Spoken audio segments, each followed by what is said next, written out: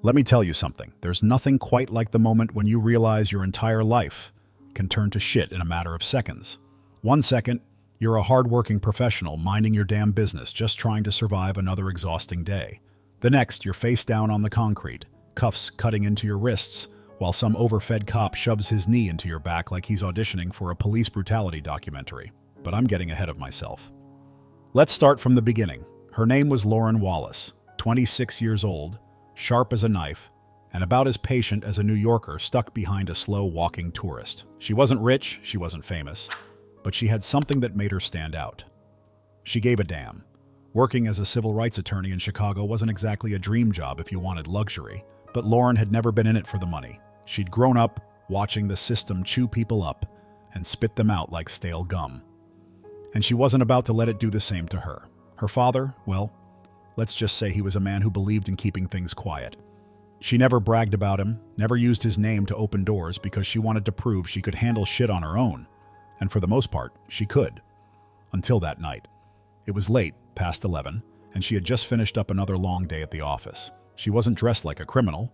Hell, she looked like she had just walked out of a corporate meeting. Sleek blazer, tailored slacks, a pair of heels that had already murdered her feet hours ago. All she wanted was to grab a bottle of water from the corner store and get the hell home. She didn't even make it 2 steps out of the store before she heard the shout. "Hey, stop right there!" Lauren barely had time to register the voice before 2 men in uniform came charging at her like she had just robbed a goddamn bank. "What the?" She didn't even finish the sentence before she was yanked back. Her arm twisted so fast she thought her shoulder was about to pop out. "Get down! Hands behind your back!" It took her brain a full 2 seconds to process the situation, and by then she was already kissing the pavement. "Are you fucking serious?" she spat, her cheeks scraping against the cold concrete. "You match the description," one of them barked. Oh, great. The infamous description. Let her guess. Black, breathing, and in the vicinity? Classic. "What description?" Lauren demanded, her voice dripping with disbelief. "Do I also happen to be 6'4" and wearing a ski mask?"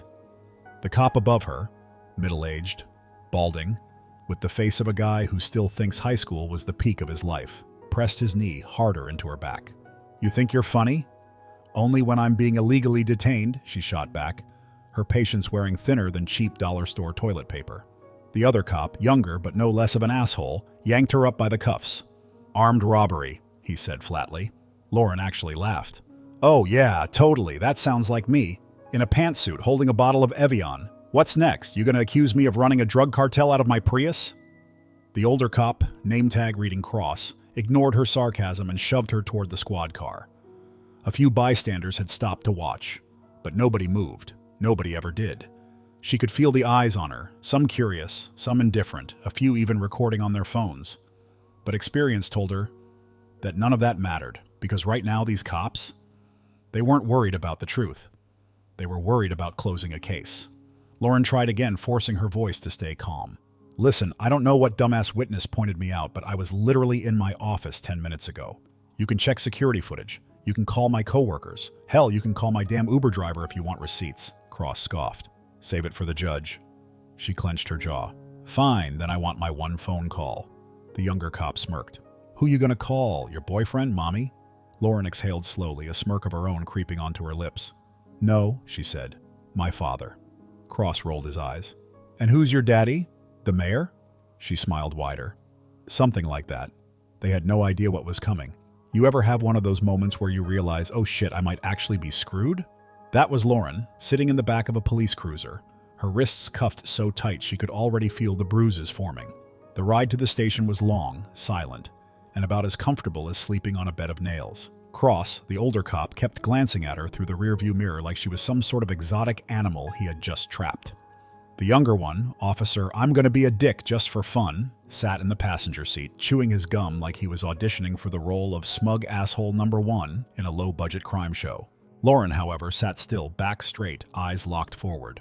She wasn't about to give them the satisfaction of seeing her rattle. When they pulled into the station, the first thing she noticed was how cold the place felt, not just in temperature but in energy, the kind of place where people disappeared into paperwork and never came out. Cross yanked her out of the car and practically dragged her inside, past a few other officers who barely even blinked at the sight of a well-dressed black woman in cuffs. Business as usual. They threw her into an interrogation room, a small gray box with a single flickering light that made the whole place feel like the set of a horror movie. "All right, sweetheart," Cross grunted as he shoved her into a metal chair. "Let's talk." Lauren exhaled, flexing her fingers against the cuffs. "Can I get my phone call now?" Cross ignored her, dropping a file onto the table with a dramatic thud. "Witness says you robbed a guy outside a liquor store on 5th. Pulled a gun on him, took his wallet and phone. Sound familiar?" Lauren blinked. "Oh yeah, totally. Right after I finished my corporate law meeting, I thought, you know what this pantsuit is missing? A felony charge." The younger cop chuckled, but Cross shot him a look before turning back to Lauren. "You were in the area. You fit the description." Lauren let out a slow, measured breath. "Let me guess. Black, female, breathing?" Cross leaned in. "Smart mouth won't help you here, sweetheart." Lauren stared him down. "Neither will racial profiling, but here we are." The air in the room got heavier. Cross's jaw clenched. "Look, lady, we got a statement. You're in a world of shit unless you start talking." Lauren leaned back in her chair, the cuffs digging into her wrists. "I already told you. I was at work. Call my office, check the security footage, do literally anything resembling actual police work. Oh wait, why bother, right? You've already made up your mind." Cross sighed, rubbing his temple like he was the one having a rough night. "Fine, you want your call? Go ahead." He slid a cheap plastic phone across the table. Lauren picked it up, dialed, and waited. "Hello?" A pause, then a voice on the other end, low, authoritative, and carrying the weight of someone who wasn't used to repeating himself. "Lauren?" She smirked, eyes locked on Cross. "Hey, Dad, I need a favor." The silence in the room was immediate. Cross frowned, tilting his head. "Dad?" he repeated like the word personally offended him. "Who the hell is your dad?" Lauren's smirk widened. "Oh, you'll find out." The younger cop swallowed hard. He was starting to get it. Cross, on the other hand, was still clueless. "Listen, lady, I don't care who your father is." The phone crackled. Then the voice on the other end spoke again. "Put the officer on the phone, now." Cross let out a dry laugh. "Oh yeah? And who exactly am I talking to?" Lauren leaned forward, eyes shining with something dangerously close to amusement. "The United States Attorney General." Cross's face drained of color so fast she thought he might pass out. And just like that, the game changed. For a solid 5 seconds, the room was dead silent. Not the usual awkward kind of silence, the "oh shit, we just stepped on a landmine" kind of silence. Officer Cross just stood there, blinking, his mouth opening and closing like a fish that had just been yanked out of water. The younger cop? Yeah, he suddenly looked like he wanted to be anywhere but in that room. Lauren just leaned back in her chair, watching them with the kind of satisfaction you can't buy. "Go ahead, Cross. Pick up the phone," she said, tilting her head. "Unless you suddenly lost your hearing." Cross hesitated, staring at the phone like it had just grown fangs. Then finally he snatched it up and put it to his ear. "Yeah, this is Officer Cross. Who is this?" The voice on the other end was calm, too calm. "This is the United States Attorney General, and I suggest you start explaining why my daughter is currently sitting in your interrogation room wearing cuffs like she's a goddamn criminal." Lauren could feel the moment it hit him. Cross stiffened like someone had just poured a bucket of ice water down his back. Sir, we..." "No, you shut up and listen." Cross's mouth snapped shut so fast she almost laughed. "My daughter is a civil rights attorney. She was at work all night. And yet somehow she's in your station being questioned for armed robbery? Walk me through how exactly you managed to screw up this badly." Cross was sweating now. "Sir, we had a witness statement. She matched the description, so..." "Oh, you mean the description? Black woman, medium height, probably breathing too? That one?" The younger cop looked like he wanted to dissolve into the air. Lauren crossed her arms, watching the train wreck unfold.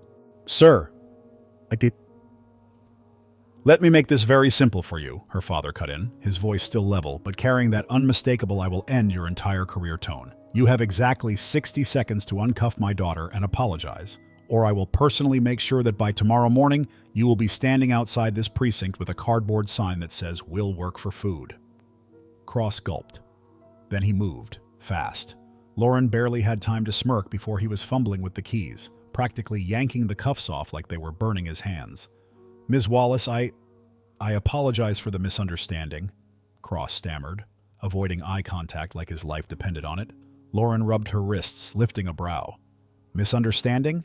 You slammed me into the pavement and dragged me in here like I just broke out of Rikers." Cross was now officially the color of expired mayonnaise. We were just following protocol. Lauren tilted her head. Huh. Funny how protocol only ever seems to screw over people who look like me. The Attorney General was still on the phone. Lauren? She picked it up. Yeah, Dad? Are you hurt? Nah, just my patience.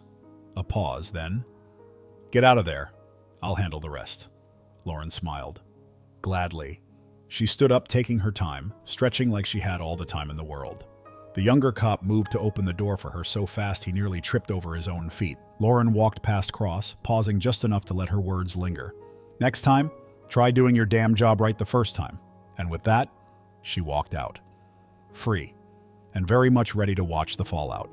Walking out of that precinct felt like stepping off a battlefield. Lauren could still feel the sting on her wrists where the cuffs had been, still hear the tremor in Officer Cross's voice when he realized just how royally he had screwed up. But this? Oh, this wasn't over. Not by a long shot. She didn't get far before she spotted them. 3 black SUVs pulling up like something out of a damn political thriller. The kind of cars that made people nervous even when they weren't doing anything wrong. The moment those doors swung open, every cop in sight suddenly found something very interesting to do elsewhere. Papers needed filing, coffee needed drinking, anything to avoid looking at the storm that was about to roll in. And then, there he was, tall, broad-shouldered, dressed in a charcoal gray suit that probably cost more than the entire department's monthly budget. The air around him shifted when he walked, like even gravity was too scared to test him. The United States Attorney General, also known as Lauren's father. She crossed her arms as he approached. Took you long enough, she muttered. Her father gave her a once-over, his sharp eyes scanning her face, her wrists, like he was mentally calculating how much damage needed to be fixed. Are you hurt? Nah, she said, rolling her shoulders. Just pissed. He nodded once, like that was all he needed to hear before turning his attention to the station behind her. His jaw tightened. Good. And then he walked inside. Lauren followed, trailing just behind him as he moved with the kind of confidence that made people scatter. Every officer they passed either straightened up or tried to disappear into the walls. Cross. Oh, Cross looked like he had aged 10 years in the last 10 minutes. The Attorney General stopped in the middle of the precinct, his voice cutting through the tension like a blade. Which one of you arrested my daughter? Dead silence. Lauren smirked. Oh, they had plenty to say when they were slamming her into the pavement, but now? Now they all looked like they'd rather be anywhere else. Her father didn't move, didn't raise his voice. I won't ask again. Cross finally stepped forward, looking like he'd rather eat glass. Sir, Save it, her father interrupted. What's your name? Oh, Officer Cross, sir. Officer Cross. He said it slow, deliberate, like he was committing the name to memory. Do you have any idea how badly you just jeopardized your entire career? Cross swallowed hard. Sir, we had a witness. Her father took a step closer. A witness? He let out a short, humorless laugh. So let me get this straight. You arrested my daughter, a civil rights attorney, without any concrete evidence, slammed her onto the ground, threw her into a holding cell, and interrogated her like a criminal, and all you had was a witness? Cross opened his mouth, closed it. There was no good answer. Her father turned to the captain, the only one in the room who still had the nerve to stand his ground. Captain? The captain straightened his spine, but even he wasn't dumb enough to try to argue. Yes, sir? I want every single officer involved in this case suspended pending investigation. I want body cam footage reviewed, department policies audited, and I want it all on my desk by morning. Cross went rigid. Sir, that's not necessary. Her father turned to face him fully. Oh, you think I'm overreacting? Cross wisely shut up. Lauren just watched, arms crossed, as her father systematically dismantled the entire department's credibility in under 5 minutes. I will be filing an official complaint with the mayor's office, he continued, his tone sharp. And if I find out this department has any history of wrongful arrests, you will be seeing me again, not as a father, but as the Attorney General of the United States. Do I make myself clear? Silence. Then, yes, sir. Her father turned back to Lauren. Let's go. She didn't hesitate. She walked past Cross without so much as a glance, out of the station, into the cool night air. She could feel her father watching her, waiting. So, he said after a beat, you still think you don't need my help? Lauren smirked. I handled it. He let out a low chuckle. Yeah, you did. And with that, they got into the SUV and drove off, leaving the wreckage behind. Lauren had a feeling this wasn't the last time she'd have to deal with cops like Cross. But next time, they'd know better.